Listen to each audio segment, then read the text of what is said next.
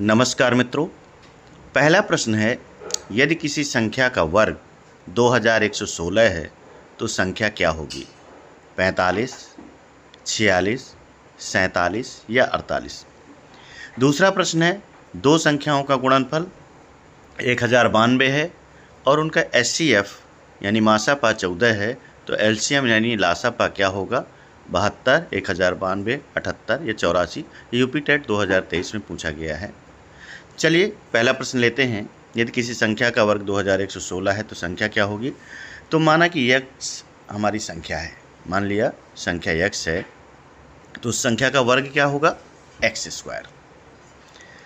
और प्रश्न ने संख्या का वर्ग बताया है 2116, तो इसलिए प्रश्नानुसार x² = 2116 हो गया, क्योंकि हमने माना x² और उसमें दिया है 2116, तो x² = 2116।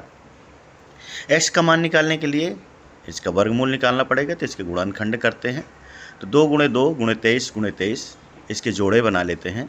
तो x का मान होगा, जोड़े में से 1 ले लिया, 2 × 23, x का मान हो गया 46 यानी 46। तो इस प्रश्न का जो ऑप्शन नंबर बी है 46 वो सही होगा।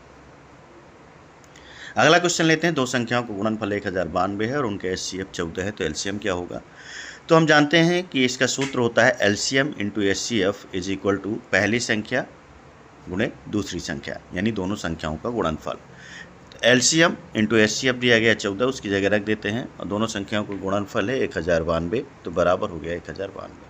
इसलिए एलसीएम = हो गया 1092/14, क्योंकि इधर गुणा में है तो राइट साइड आएगा तो भाग में हो जाएगा। तो एलसीएम = हो गया 1092/14।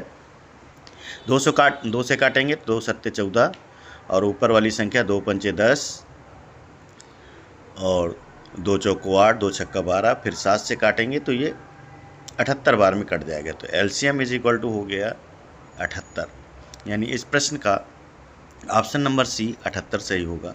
धन्यवाद।